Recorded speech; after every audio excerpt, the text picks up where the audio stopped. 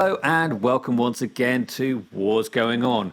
I'm Mark Turris and I'm joined by Jake Smash and Sebastian Keynes here on the Forerunner server to bring you the latest in what's going on in Watcher of Realms. As ever, this is a community-based podcast, so please do like and subscribe and get involved down in the comment section.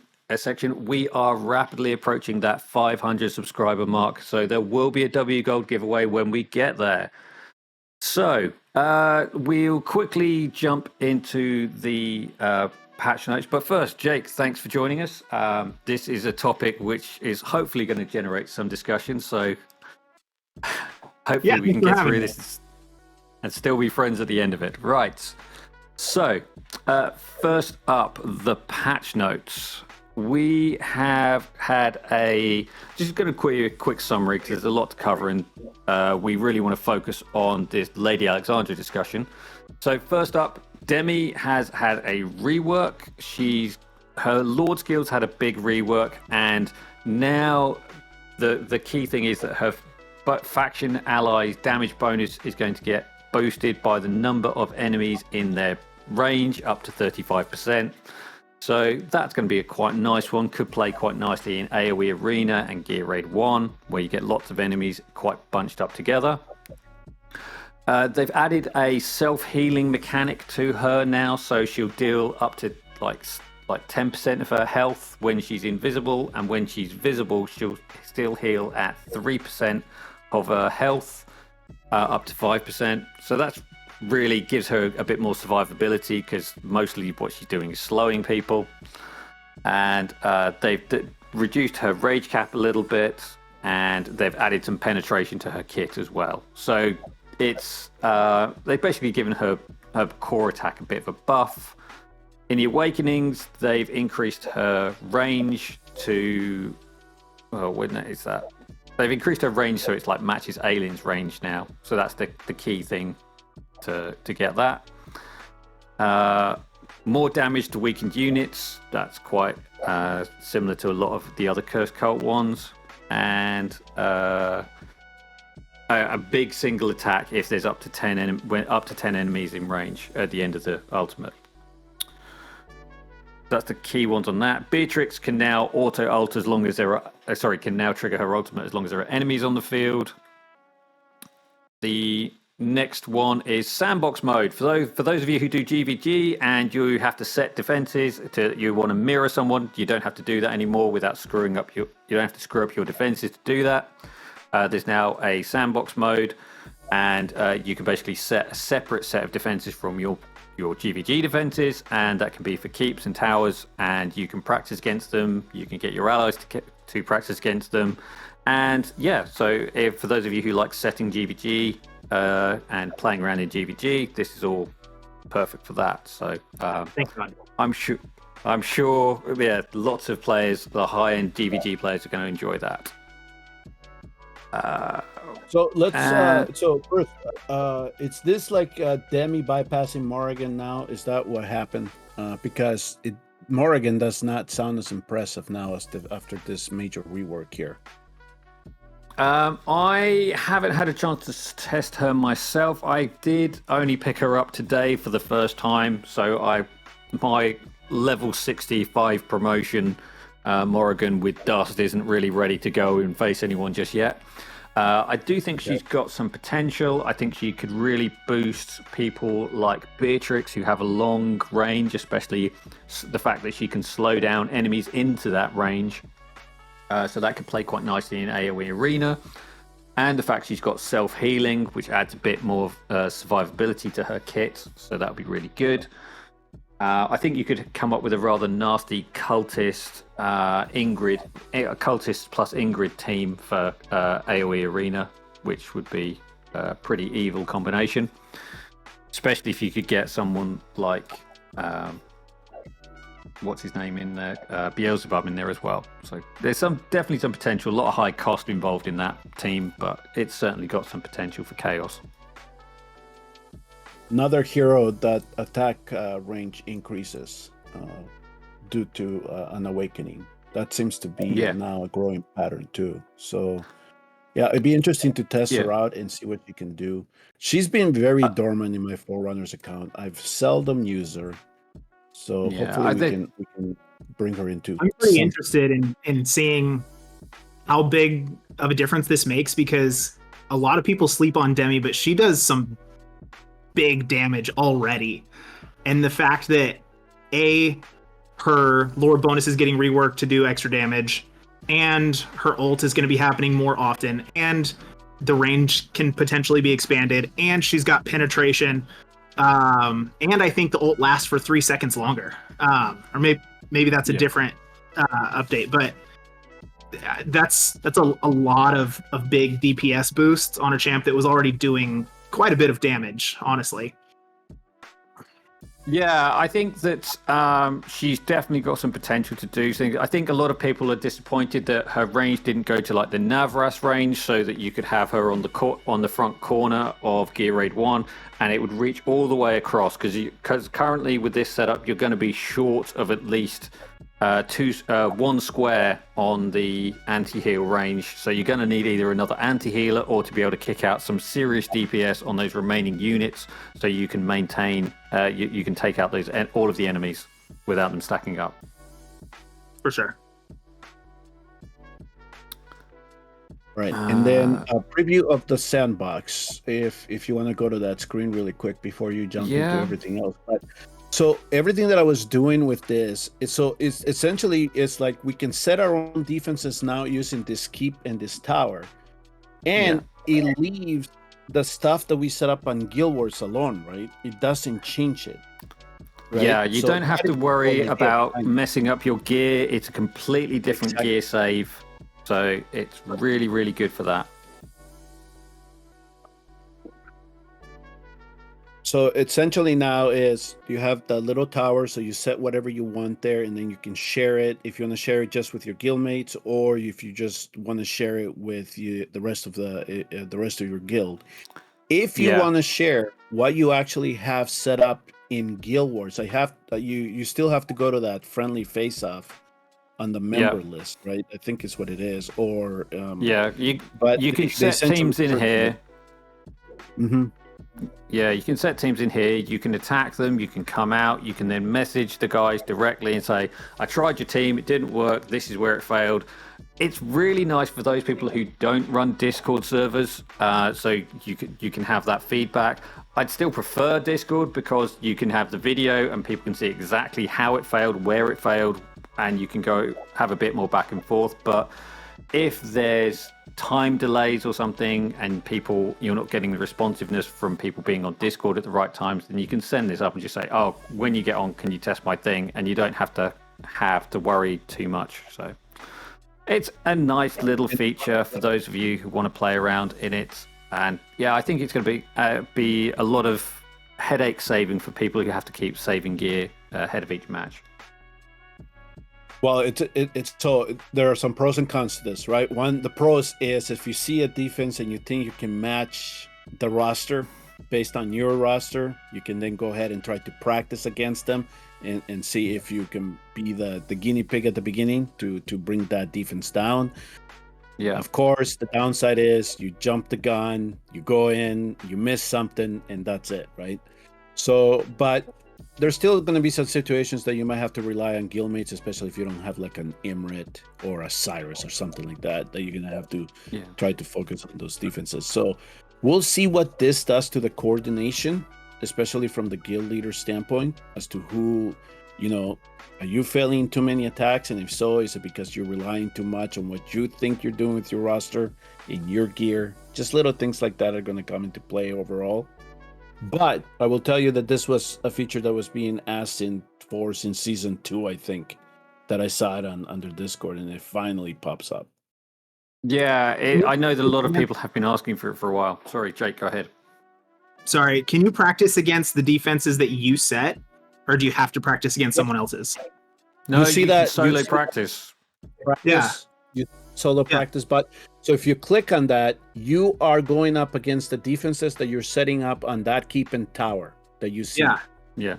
So you're going up really against awesome that you can do both. Mm-hmm. Yeah.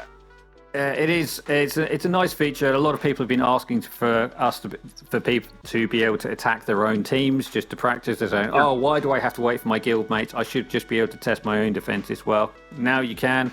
It's there. It does seem to have grabbed the current gear on these units because I haven't actually set my defenses in here. So it is possible to set your gear up by setting your teams, and then it will let you test against defenses that you've got in there. So yeah, nice little feature. Very good quality of life. Lots of people will be very grateful for it when it hits global, which should be in the next patch. Very nice.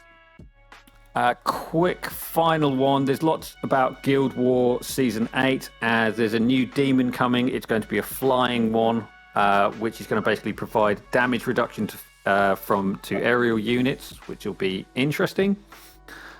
And they're changing what happens when you sell exclusive gear.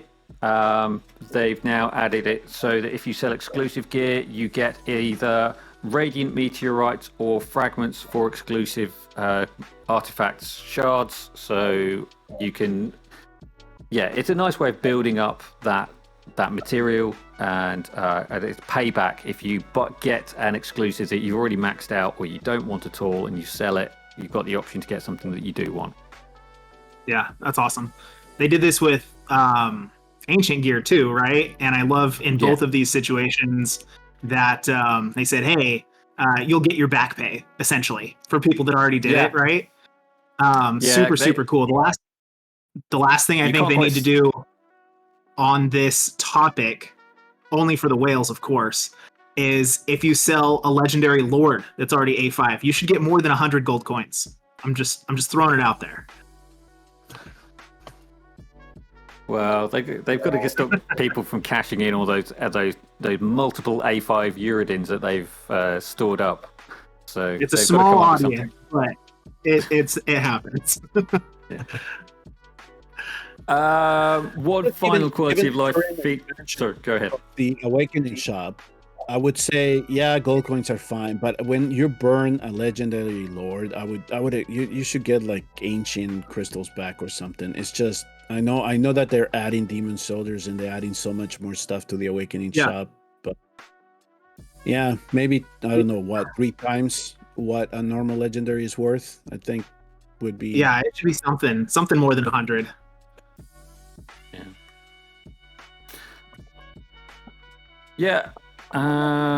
Finally, you probably can't see this very well between various people. You can just see it over Jake's shoulder. So if you look here on the guild boss, there is now a little armor logo here, and that means that I have saved my gear from my guild boss runs, and I can just come in regardless of the gear that's set on my heroes at any point in the game. I can just come here and click auto fight, and it will do it with this pre-saved gear. So that's a really nice quality of life feature. So I know a lot of people have been complaining about having to swap, that it's becoming more of a gear swapping simulator than an actual game, and this is another one of those features that they've brought in to try and reduce that. And they've also added it to the gear raids and AMR also, right? They have indeed. So gear raids 1, 2, and 3 are artifact material raids. All have it now. I think the only thing which doesn't have it is promotion raids now, and and Void Rift Nightmare Void Rift stages, where you've still got to go through the fights, which is the 3 fights a week, which it's now been reduced to. So, what about Immortal Codex? Is that in there yet? No, it's not. But I think Immortal Codex is one where you always want to tweak anyway, so I think if you just want to go in and do a quick auto run to get a score on the board, but then you'd go in and you'd tweak your gear because you want to push or you want to experiment, so I think it's not quite as important on that one. I agree, less important, but for people that already have a good run and they don't want to have to move gear around, right? It's a future someday quality of life thing, I'd say. Yeah, there's definitely some potential in there. Right, so that was really it for the update. As I say, there's lots of stuff about GVG. We will talk about that when it comes to the GVG update. which will be in the next video or two. I will try and get another content creator to come in and join us to discuss those, because obviously a lot of people do enjoy those videos on this channel. That's really it. Lots of stuff about Guild Wars and the Gladiators Gauntlet. So, the topic of the day. There is one hero who's causing a lot of upsets in the community at the moment, and it is this lady right here, Lady Alexandra. The Apex reward for scoring for 40,000 coins in the Apex Arena shop, and then you can buy her soul stones for another 50 once you're in Overlord for both of those requirements. Now, this is the fact that one of the key things here is that she has been shown to make some of the new content which the developers have released a lot easier. I'm not saying that she's required for some of them. Gear 324 is looking like pretty much the only stage which absolutely need her with the current heroes available. That is a real lockout, but she makes the game a lot easier if you have access to her. She's very, very strong in Gear 3. She's very, very strong in 2 of the arena modes, single target and the anti-air. She's been shown to be very strong in the later stages of the Tower of Deception, and she's incredibly strong in the GBG. But you get her in a tower or you get her in a keep, and her ability to pick off units from across the map is just devastating. So, the problem with this lady is the fact that you can only get significant quantities of arena coins if you are finishing in the top of arena. So that's the Apex Overlord. So you can probably just about see above Sebastian's head, you can get 1500 if you finish in Apex Overlord, 400 if you're finishing in Overlord, and 200 if you're finishing in Plat 3. Obviously those points are doubled at the end of the season, so there's 3,800 and 400, and then in Overlord and Apex Overlord you get the wins per battle. It's 30 in Apex and 10 in Overlord.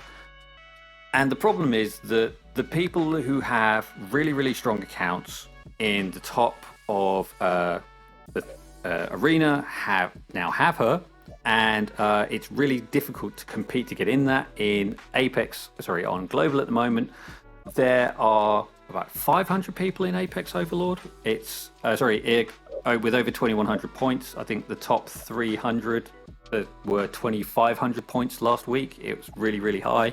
So this top 300 isn't satisfying the people who are on Global to recognize the effort that people are putting in. And if you can't make Apex Overlord, then you're severely penalized in your push to get up there. And obviously a lot of people are feeling gatekept from being access to this particular hero. So both Sebastian and Jake have put out videos on this topic in the last week or so. Sebastian she should be more available, and Jake she's fine as she is. Now, which one of you wants to dive in and have first say about why your point of view is the right one? I'll start us off. I will say that I didn't quite say she's fine as she is. I did suggest that the number of coins you get per win should be increased by a small amount to include at the Plat 3 level. And I suggested that Awakenings should be cheaper. I said keep the base price 40,000 though, so that people still have to work for her. What I was totally against was her to essentially be given to it for free. Free or as close to it, right? Super, super cheap, whatever version we want to say. So, and my position there is kind of twofold, right? First is that People need something to work for. A lot of people need something to work for. It's good.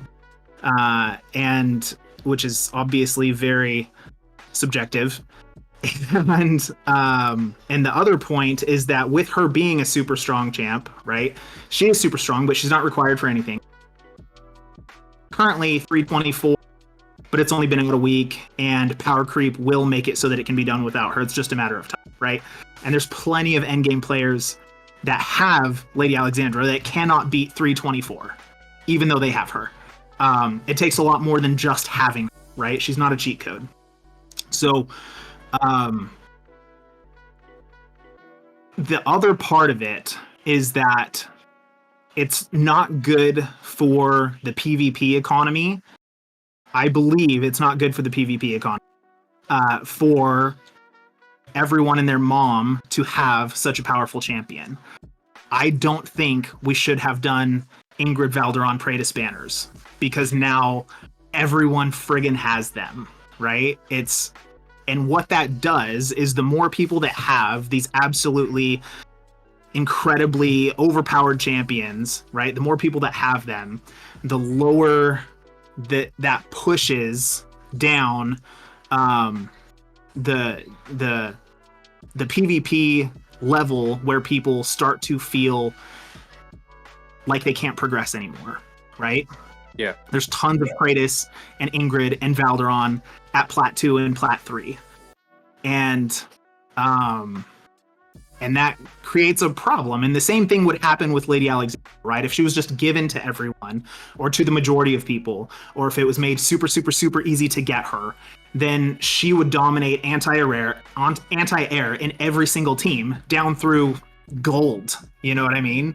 And then someone's going to open this game after everyone and their mom was given her, and they're going to start progressing in PvP, and they're going to hit gold after a week of playing and be completely shut out. Yeah. So that's kind of my 2 points for why she should remain not hyper exclusive, but somewhat exclusive. That she should have to be worked for. So that to keep her a little bit more out to help with the overall PvP economy. That's the biggest thing for me.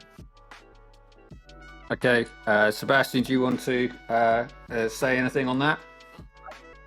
Well, at this point, I don't see where we disagree, because the whole thing as to how I laid her out was about this exclusivity that Jake has defined. So let me go back to the major point of that video. Was that, first of all, Arena itself, it's a broken system. There's a systemic issue here that needs to be worked on and that the developers need to address. The whole transition from Arena 2.0 to Arena 3.0 essentially became a requirement of not only now having two heroes, because everybody was beating everything in the former version of Arena with Ingress and Praetus. Now they pretty much, the developers decided with the three different emotes, it was essentially as you need one or two specific heroes for each one of them for you to be able to succeed. Not only that, they have made it now where if you get some of these heroes highly awakened, now you have a bigger chance to farm that tier that is necessary for you to be able to get the Apex coins that you need to acquire Lady Alexandra. And so at the end, it was, or to essentially summarize, was Lady Alexandra is the symbol of the problem right now that we are having within Arena. Because this is exactly what players that are trying to do Arena are focusing it on. It's Lady Alexandra. They're not doing it because they enjoy the content, right? So in outlining all of that and then saying, okay, Montan, you highlighted this hero, you poster boarded this hero as a hero that was doing well in one of your main pieces of content. And if we go look at the game logs, the people that are having success with your content early on are those that have Lady Alexandra. Now, yes, some players may be right now with 324 that already have Lady Alexandra. They might not have the gear, or they might not have the awakenings on the other heroes, or for some reason the RNG is not hitting for them as it did for the others that have been able to clear that. But again, it all comes to the illustration that right now the perception is Lady Alexandra is needed for that content. So everything that has been laid out previously with the topic of arena in trying to work this, and I would say that the response that the content creators got regarding Lady Alexandra, I mean, come on, what are the odds that we're going to get a response no more than 48 hours after the initial survey came out? They have had to look at that early data that they got regarding arena in that survey. So they finally decided to then respond to us and give us a comment and say, okay, we'll look at the issue. We'll try to see what we can do. All right. In the whole context on, then I said, here are some solutions. One of them was lowering the cost of Lady Alexandra. And just there, that's one solution. And leave the awakenings as it is, because as Jake said, her awakenings are just frosting on the cake. She's already powerful at her base, so it's not about or making sure that it's expensive and the awakenings are cheap. It's the other way around. You have to make sure that the accounts that cannot push into Apex, because right now already all the whales and the Krakens are essentially just bottlenecking that. They put a plug into it. It is hard to get in there, and it's already hard enough to sustain to get the rewards that you need to properly farm this hero. So all those that are trying to sneak into Overlord or need to do 20-25 battles to get 200 coins and then hope that they stay in Overlord to get the 400, those are the ones that are getting frustrated, and those are the ones that perennially will take a little bit more time. Not only that, you sense that frustration from Plat 3 players because they can never get to the tier where they at least need to start farming some Apex coins. So essentially here are some solutions that we can bring to the table in at least, so it doesn't have to be Plat 1, Plat 2 people. They are still working their accounts. They're trying to get up to the Plat 3 Overlord ranks. Now, Jake already said something about gold into platinum. And if you talk to those players, especially those that are pursuing the init quest, they're already having problems as it is. So there's already one level of frustration into trying to clear that. And now if they're able to clear that bottleneck or get past it, now they're going to have to encounter the next one. So there are now levels of frustrations that you're building up on those accounts. Okay. And what Jake didn't take into consideration here as well is, yes, let's farm her. I agree with that. I'm not saying give it us for free. I'm just asking to change the economy a little bit of these Apex coins or open up Apex over. That's essentially what it came up.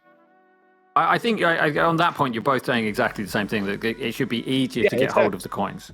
I'm very much against a fusion. I know it's been suggested by Corey and a couple of other people because that is too cheap. We all know that she's incredibly powerful. We talked about it earlier, but one of the things I find frustrating. Before you go on, I'm just going to close this out because I think we need to emphasize this. Those people that went in the comment section of the video, and I appreciate that because I did collect the comments and I sent them in, that said, no, you all need to farm the same way that we did to get her. I need to remind you that some of you benefited from the 2.0 version and already having those heroes, and you probably got jumping the gun and trying to farm that at that level when you did. And once 3.0 and then came the switch, where then multiple heroes are needed across the board for you to even have a chance, then that's where then the system showed itself what it is, which is broken. It needs to be fixed. So in the background, not only am I working on trying to make sure that those that are grinding do see the light at the end of the tunnel in terms of Lady Alexandra, but I am more working towards them trying to fix Arena as a whole. For sure. Have you seen how they intend to adjust it right now, Sebastian? Oh yeah, we've been asked to just keep it to the chest, and that's what I'm doing right now. I do have the outline, and I did send my feedback regarding it. Yes. Yeah, same. So something is coming, and it's right along the lines that honestly we're both saying. So I thought it was kind of funny. You mentioned the comment. You openly said this is going to be a duel. It's going to be a match to the death type of deal. But after I watch your content and I watch mine, it was like, I think that the only point that we really disagree here is that that grind as to how long it should last. Your perspective right now is more on keeping Lady Alexandra at the same value, whereas mine is more of possibly reducing her cost, but increasing the Apex economy where people are more readily going to be able to farm it if Montan intends to keep the system as is. Because part of my suggestions was, if you allow more people to be an Apex Overlord, to be able to farm where you need to farm, then this whole Apex economy, you can approach it how you would suggesting it, and not still have the level of frustration that some players are showing right now.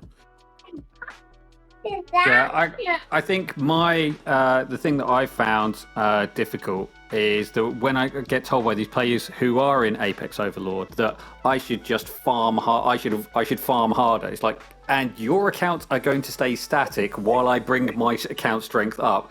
That's just not going to happen. To say I need to work harder, it's like, yeah, I'm trying to build my account, but as I'm getting stronger, you're getting stronger, so the gap remains. So as a current progress, unless I pull 4 meta heroes, so I get the really high awakenings and I can jump past these people, being told just farm harder is an insult. It's like, well, why do I want to play that mode when that's the sort of attitude I'm getting from other people?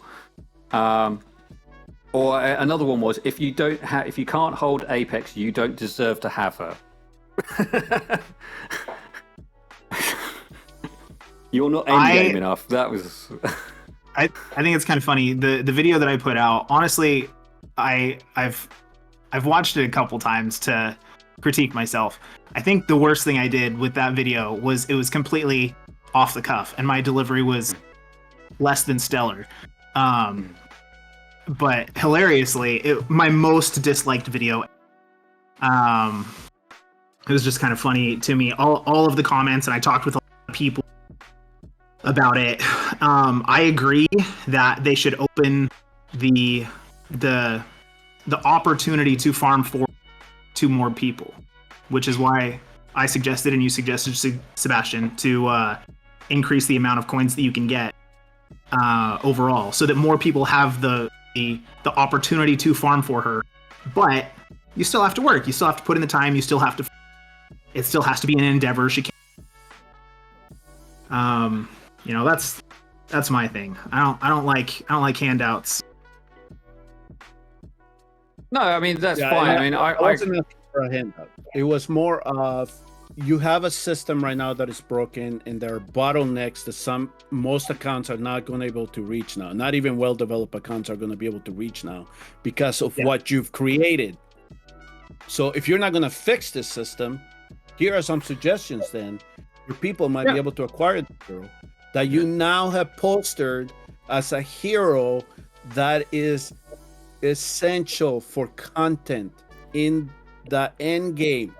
And that's what I was trying to highlight, that they made that mistake when they put that poster on Discord of the Mother of Crows with lineups that included A5 Lady Alexandras.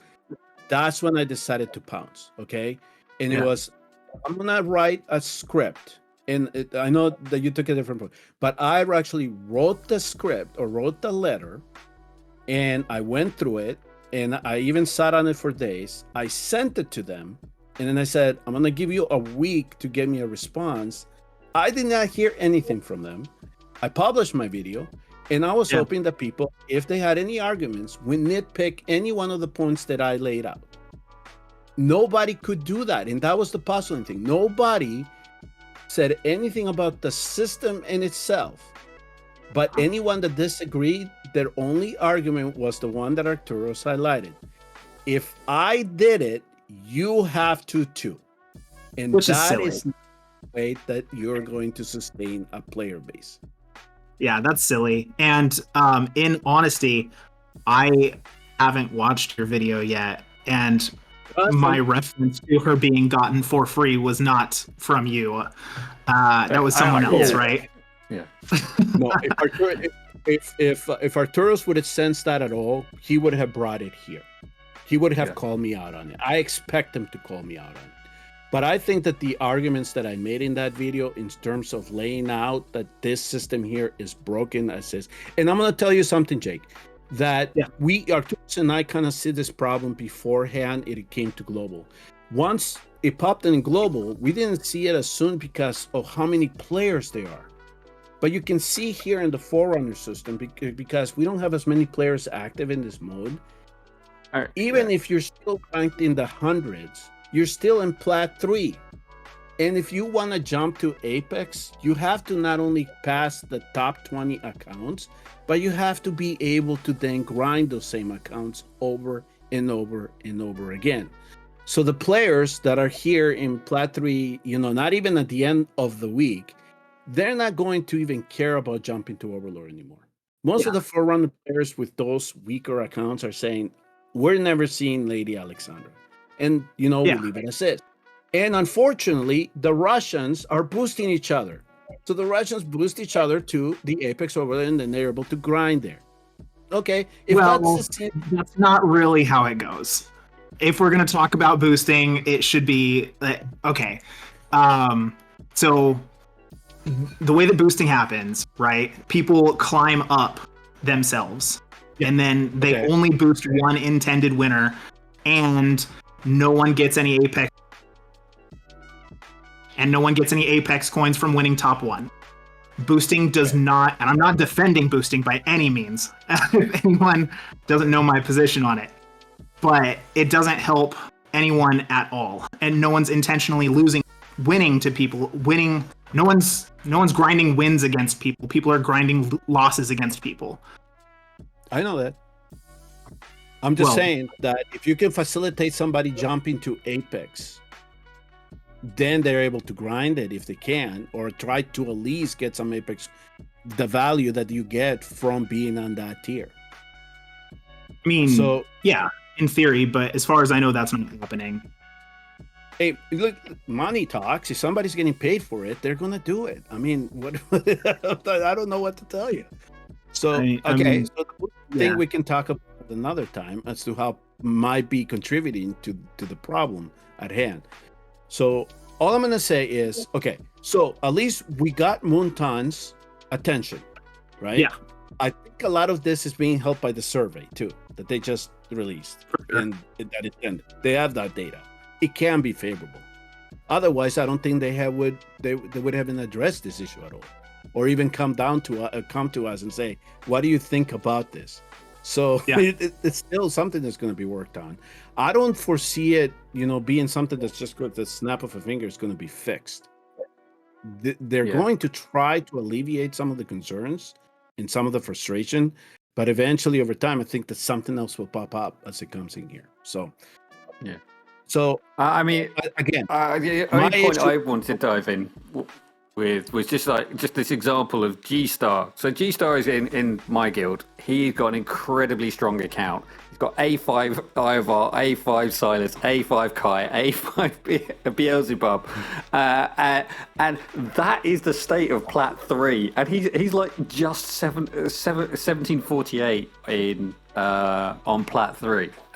He's like, there's an insane account, and he's just not pushing into Apex because he doesn't want to. I mean, but someone trying to get into Plat 3 for their init quest for the Odyssey is going to come up an account like that, and it's just going to annihilate them, and they're just going to get disheartened from trying to progress on Yes and no. getting a hero who's really good. Maybe this is my ignorance talking, right? But every week I get reset back to Plat 3, and I'm there for a day or two. And when I decide to push from Plat 3 up into Overlord and Apex, the Plat 3 accounts that are there that I farm, they're not even set up properly. It doesn't, even if they have meta champs, they're not using them correctly.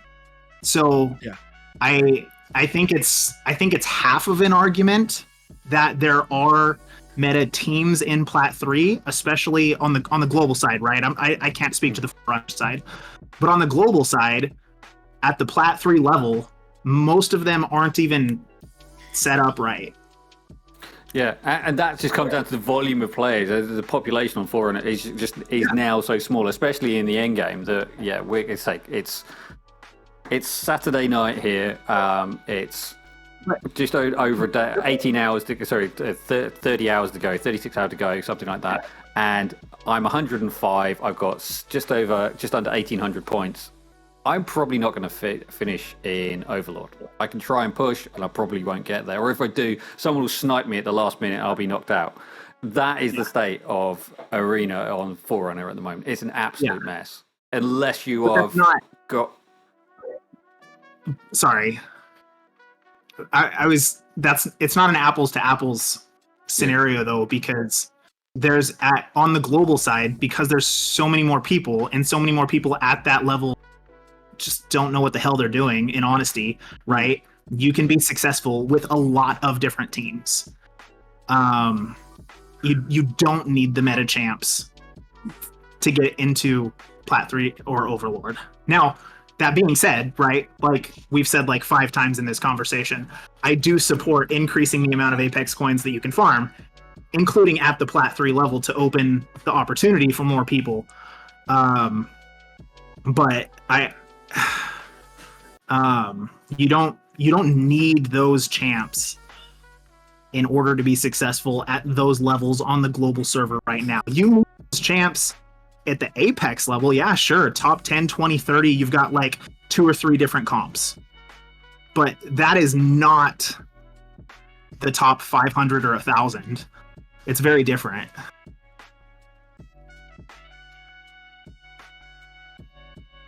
Yeah, right. I mean, globally is a very different environment. I mean, there are so many more players that you have the opportunity for more variability, and that is going to play into it. But a lot of my frustration from Arena comes from the fact I am a primarily Forerunner player. I played for nearly 2 years by the time it went global, and I'd invested a lot of time. I just did not feel like going through the grind all over again to get to an endgame account on the global servers, which is why I kind of primarily remained on the Forerunner servers. It's the problem we have with recruiting people onto the Forerunner, which is a whole other video that Sebastian and I are working on. But this is just an issue that we're facing with a small population, and the fact that there are a very few heroes with very, very strong accounts and very old accounts with some interesting gear that can do interesting things. But this a unique problem, probably more than anything else. Yeah, for sure. Okay, so from what you've said, realistically, we agree. There was blood. Arturos, you promised people blood. What happened, man? No, just kidding. Well, it's a nice discussion to have with Jake, because I did watch your video, Jake, and I was like, where exactly are we disagreeing except for the cost? Yeah, that was my.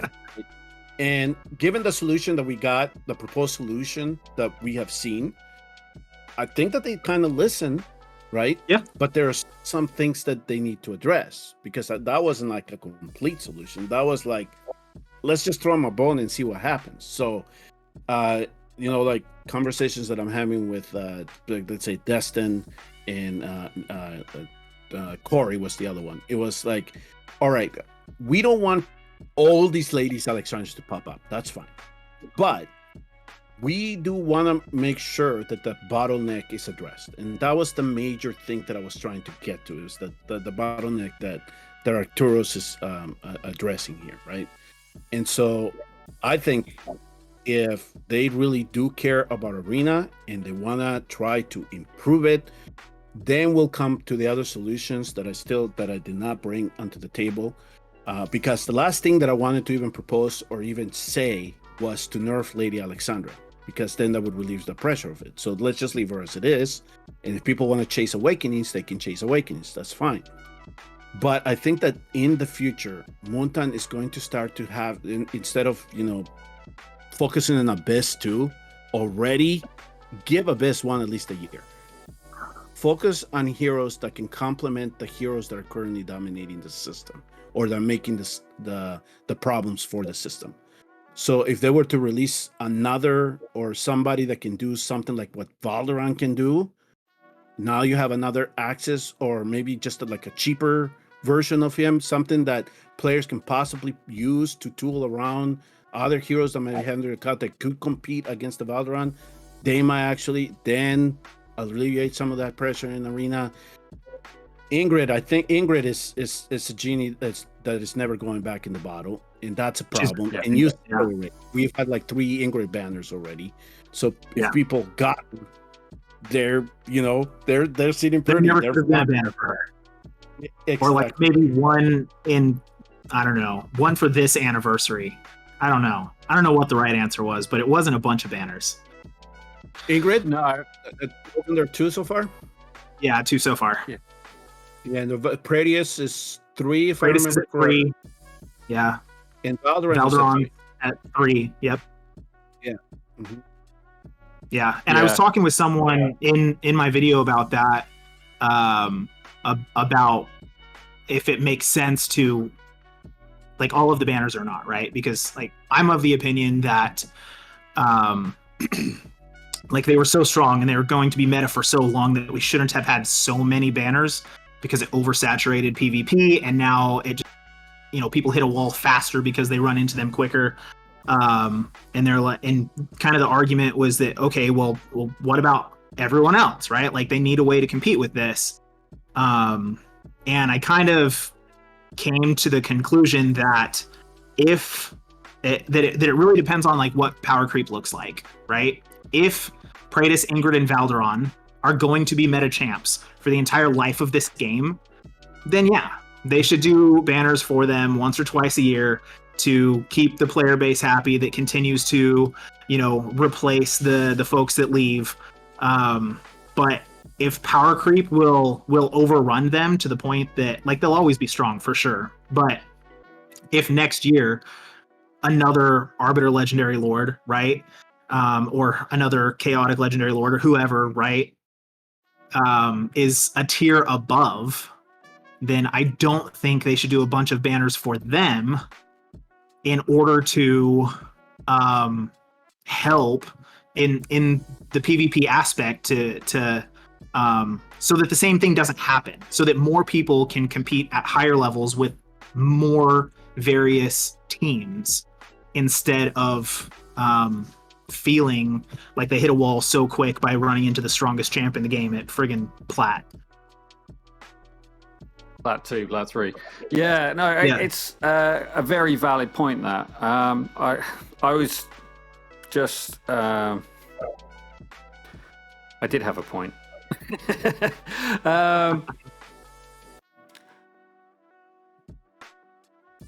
Yeah, I mean, that was it. It was Zaris. Zaris came out, and he was really, really effective at being very good in AoE arena, that he could come in and really because he could be deployed so close to the spawn point, he was really effective.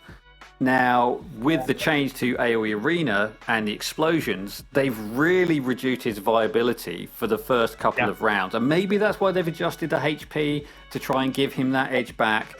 But you're still going to be delayed while the other teams are trying to get their teams out. So maybe that's this is their fix for the Zaris issue, to give Zaris his sort of competition against these super meta heroes. But yeah, at the moment, I don't know why they've introduced such a powerful hero, and then almost immediately they changed arena and they made him useless to compete, to sort of disrupt these meta teams. Well, the problem was that the meta teams all started using him, so it didn't actually solve the problem. It just made it worse in just different ways. But I think he's someone who was hurt by the change to Arena 3, and that was actually a really useful tool for people to try and keep up with these meta teams. And then we need more heroes like that. On the topic of Arena, but completely unrelated to Lady Alexandra, but back on the topic of boosting. If anyone is interested in beating Arena legitimately, the boosting group is kind of in chaos. Right? The unofficial leader retired. The people that are left over aren't very organized. They all want to go for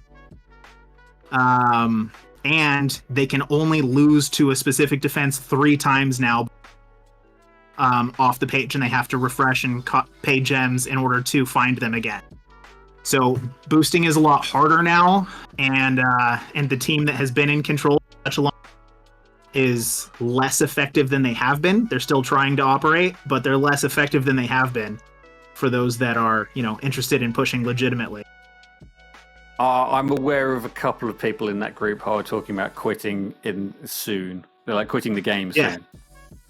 Yeah. Now they're saying that it's because they're tired of GVG, but I think it's because of this situation. It's contributed as well. Jake was cutting in and out, but did I hear him say that the boosting people were disbanding? Not entirely, but partially. Merton quit the game, and others have quit the game.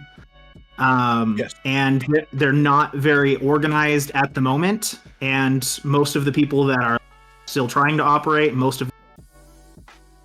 basically no one wants to go for.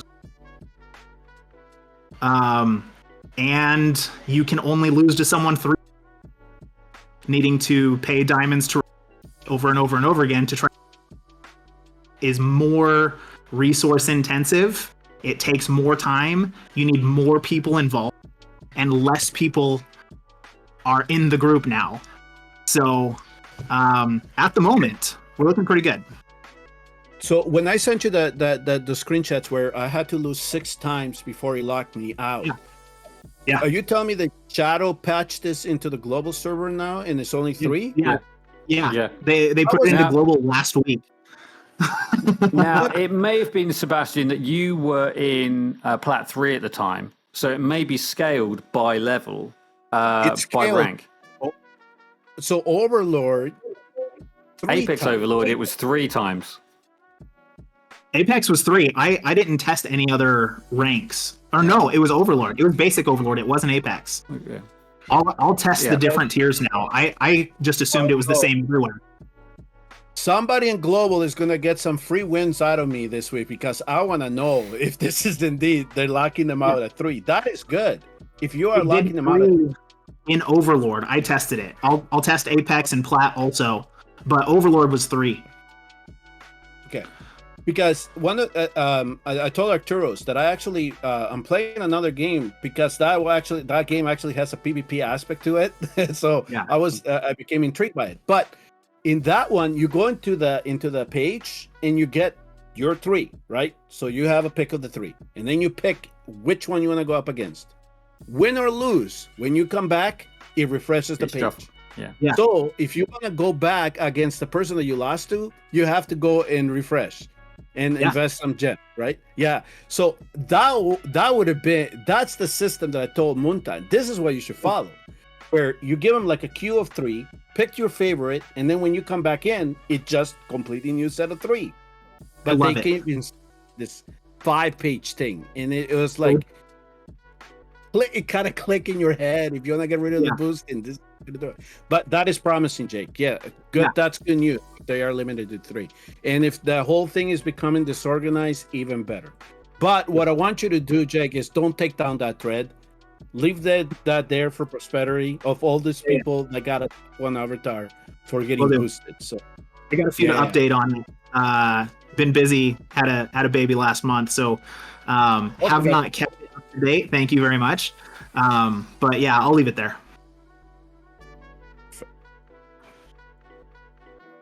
Cool. So that was kind of the main topic. So obviously we've take it. So basically, the view of these guys is that a Lady Alexandra should be cheaper. There's a little bit of disagreement about how the access should be done to make her, whether it's through keep making her slightly cheaper and then make it easy, or just making it easier to get coins and keeping her cost the same. But ultimately, we need more. Lots of people have said it needs to be easier to get Apex coins. We've long said on this channel that we need to get. They should have introduced Apex coins into the Honor Gauntlet. I don't know if you've done any of the Honor Gauntlets, Jake, but it's not played at all. Yeah. No one plays on Forerunner. You can wait for it to time out and you won't get any matches here because there's no real rewards for playing it, and it's been on here for about 6 months now. Yeah, I don't plan to touch it until the rewards are completely reworked because it's not worth the ass pain. Absolutely. Well, not only the rewards, but again, Moonton, the gear preset save feature is needed. Especially if you're going to require people to bring 21 heroes to even be able to run that thing. I'm not going to re-gear and set 21 champs every single week for something that gives me next to nothing. Not a chance. So, yeah. Well, there's Jake. Jake is. Yeah. Well, Jake, thank you very much for coming in and talking to us about Lady Alexandra. I know it's a little bit of a hot button issue right now, so we'll see what we finally get from the developers and see what the temporary solution is going to be in regards to the system and the ability to acquire her. And then, as a minor note, I know that that a lot of people like interacting with him. I didn't get a whole chance to interact with him a whole lot, but he was a main fixture, I guess, of the War Discord, and he made news when Diggs quit. Apparently, his best. So, boom, he's gone. And Diggs so, and Entei both. just a quick shout out there, and I hope that this means that Matt can survive somehow. Yeah, they will. Haha, yeah, Haka, however you say their name, right? They've taken over. They'll still do well. I don't doubt him. I don't doubt it. Whoever's the leader now cannot take a loss in GVG. Otherwise, it's just that's going to be a stain for them. What will happen is Deeks will just come back and troll them even harder on their Discord about the fact that he kept them unbeaten. So I mean, I'm in two minds about it but I mean, they're such a bunch of trolls anyway. They kind of deserve everything they get. But but yeah. So, but it's a shame, and this was part of the problem too, Jake, is that a lot of people that had somewhat well-developed accounts, they just felt the frustration. They were quitting, or they just said, "I'm gonna spending," or just playing passively. And we saw that kind of go through our cluster, and I was like, "There are some red flags here. They need to address it." So that's where the whole thing came into play. I've seen a lot of very advanced, very dedicated, big spenders quit lately, and that's not good. That's not good. Yeah. All right, thank you guys. Okay, so everyone, please do remember to like and subscribe. Comment down below how you think Lady Alexandra could be fixed or made more available. I do remember to share and encourage people to subscribe, because as I say, we're reaching towards that 500. We should get there soon. And keep on watching, because we will have the GVG videos looking at the Season 8 maps soon, and we'll hopefully, depending on how we finish in this next match, have an opportunity to go a bit further in Gladiator's Gauntlet and maybe do a bit more in-depth look at that map too.